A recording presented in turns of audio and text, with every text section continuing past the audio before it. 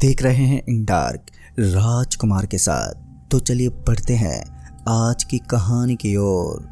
दोस्तों, मैं और मेरा दोस्त अमर, हम दोनों ने प्लानिंग की कि हमारे घर से कुछ ही दूरी पर एक हॉस्टल है और वो हॉस्टल काफ़ी समय से बंद पड़ा हुआ है और उसके बारे में कई सारी अफवाहें उड़ती हुई नजर आई हैं। और उन्हीं अफवाहों को पता लगाने के लिए मैं अपने दोस्त अमर के साथ उस हॉस्टल के अंदर चला गया था। ये काम करने का फैसला हमने रात को ही तय किया था, क्योंकि दिन में हमें हॉस्टल के अंदर घुसते हुए कोई ना कोई देख लेता। अभी हम हॉस्टल के मेन दरवाजे के अंदर ही घुसे थे कि हमें महसूस हुआ कि हॉस्टल के अंदर से कुछ आवाज़ आ रही है। अभी मैं डर चुका था और मेरे साथ मेरा दोस्त अमर भी बुरी तरह से डर चुका था। इस आवाज़ को सुनकर हमारे पास एक रास्ता था कि हम वापस जहाँ से आए हैं उधर ही लौट जाएं। लेकिन मेरे अंदर उस हॉस्टल के बारे में उड़ी अफवाह के बारे में पता लगाने का एक भूत चढ़ चुका था। इसलिए मैं ज़बरदस्ती अमर को लेकर उस हॉस्टल के अंदर की तरफ बढ़ने लगा। तभी अचानक से कुछ खटपट की जो आवाज़ आ रही थी वो आवाज़ आना भी अब बंद हो गई। जब वो आवाज़ बंद हुई तो मैंने अमर से बोला, अबे यार तू तो फालतू में डरता है, बिल्ली होगी यहाँ पर। इतना बोलकर हम दोनों आगे की तरफ बढ़ने लगे और हम दोनों टॉर्च साथ में लेकर आए थे, क्योंकि हॉस्टल काफ़ी सालों से बंद था, जिसकी वजह से यहाँ पर लाइट मौजूद नहीं थी। अब हम लोग अंदर की तरफ बढ़ रहे थे। हम दोनों को यही डर लग रहा था और डर के मारे हम दोनों का गला अब सूख चुका था। लेकिन हमारे लिए ये भी जानना बहुत ही ज़रूरी था कि आखिर इस हॉस्टल के बारे में जो अफवाह उड़ाई गई है वो अफवाह है या फिर हकीकत। यही सवाल हमें इस हॉस्टल तक खींच कर लाया था। अभी हम आगे की तरफ बढ़ ही रहे थे कि तभी अचानक से हमारे कानों में किसी के रोने की आवाज़ आने लगी।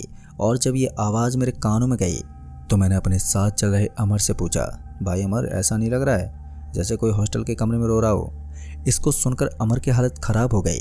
उसने मेरी तरफ देखकर अपनी गर्दन ना में हिलाई और ये रोने की आवाज़ सुनकर अब मैं भी डर चुका था। मैं चाहता तो यहाँ से लौटकर जा सकता था, लेकिन मेरे सवालों का जवाब मुझे नहीं मिलता। मैंने फैसला कर लिया था कि मैं उस कमरे की तरफ जाऊंगा जहाँ से ये रोने की आवाज़ आ रही है।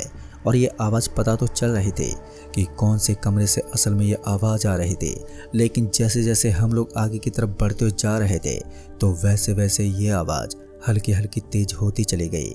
कुछ देर के बाद ये आवाज़ अमर को भी सुनाई देने लगी।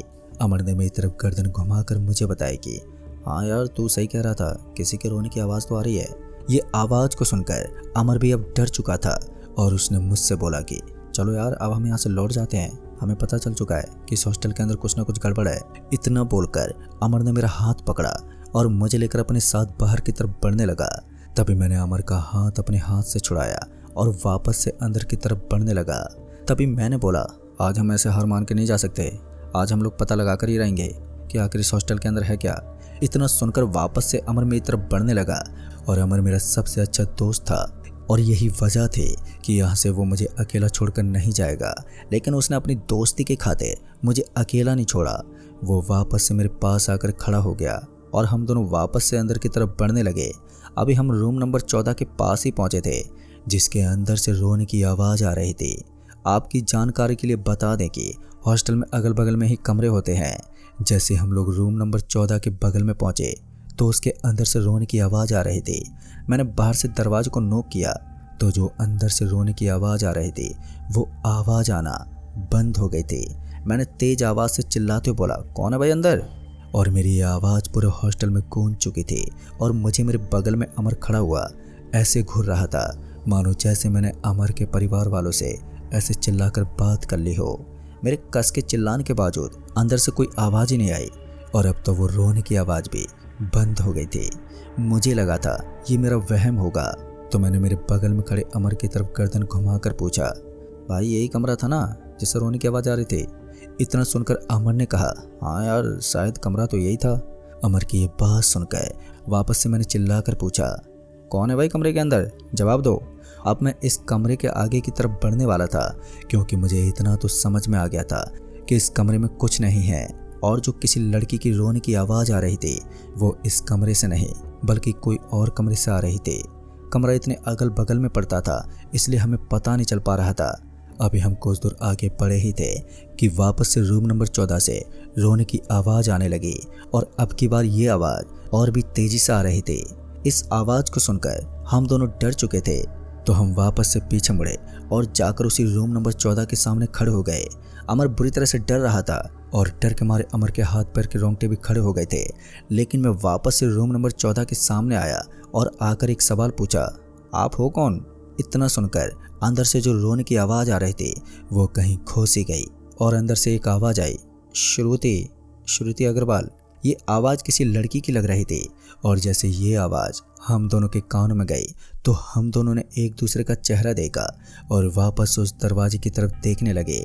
तभी मैंने आवाज़ देते हुए कहा, क्या हुआ तुम्हारे साथ? पर अब की बार हमें कोई भी आवाज़ नहीं आई थी और कुछ देर के बाद हमें महसूस हुआ जैसे रूम नंबर 14 के अंदर से किसी ने उस लॉक दरवाजे को खोला हो और दरवाज़ा अंदर की तरफ खुलने लगा।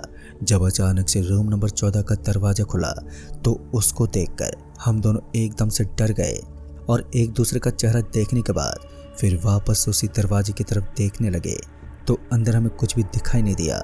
दरवाजे के खुलने से हम इतना तो समझ गए थे कि शायद वो आत्मा हमें अंदर की तरफ बुला रही है और हम दोनों उसी कमरे के अंदर की तरफ बढ़ने लगे। कमरे में काफ़ी ज़्यादा जाला लगा हुआ था, चारों तरफ गंदगी फैली हुई थी। तो हमने टॉर्च से एक नज़र पूरे कमरे की तरफ डाली तो हमें दीवार पर एक तस्वीर दिखाई दी और इस तस्वीर में एक लड़की थी और उसके साथ एक लड़का भी खड़ा हुआ था और अगल बगल में उसके शायद माँ बाप खड़े हुए थे और वो फ़ोटो शायद उसके परिवार की थी। तभी अमर की नज़र दरवाजे के पीछे पड़ी और जैसे ही अमर की नज़र दरवाजे के पीछे गई तो उसने धीमी सी आवाज़ में मुझे पुकारा और जब उसने मुझे पुकारा तो मैंने देखा कि दरवाजे के पीछे एक काले रंग की परछाई खड़ी हुई है। उसको देखकर थोड़ा थोड़ा डर तो लग रहा था लेकिन हमें पता था कि वो हमें नुकसान नहीं पहुंचाएगी, क्योंकि उसे अगर हमें नुकसान पहुंचाना होता तो अब तक वो हमें नुकसान पहुंचा चुकी होती। अब मैं उसकी तरफ बढ़ने लगा और उसके पास पहुंचकर पूछा, श्रुति क्या हुआ तुम्हारे साथ? मेरी आवाज़ धीमी थी और जैसे मैंने ये सवाल उस आत्मा से पूछा तो ये सवाल सुनते ही फिर वो आत्मा रोने लगी और उसके बाद मैंने और अमन ने एक दूसरे का चेहरा देखा और फिर सामने की तरफ उस आत्मा को देखने लगे। वो आत्मा दरवाजे के पीछे ऐसे डरकर दुबकी हुई थी मानो जैसे हम लोग भूत हो और वो कोई नॉर्मल इंसान जो हम लोगों से डर रहा हो। मैंने उस आत्मा से बोला, देखो तुम्हें घबराने की कोई ज़रूरत नहीं है, जो कुछ भी तुम्हारे साथ हुआ है हमें बताओ। इतना सुनकर वो आत्मा चुप हो गई और उसने हमें जो बताया उसे सुनकर हमारी आंखों से आंसू गिरने लगे और हमारे होश उड़ गए कि कोई इंसान भला इतना भी गिरा हुआ हो सकता है। श्रुति की आत्मा ने हमें बताया कि आज से तकरीबन 10 साल पहले जब वो एक छोटे से गांव से पढ़ने के लिए इस हॉस्टल में आई थी तो उसका भी एक सपना था कि वो एक अच्छी डॉक्टर बने।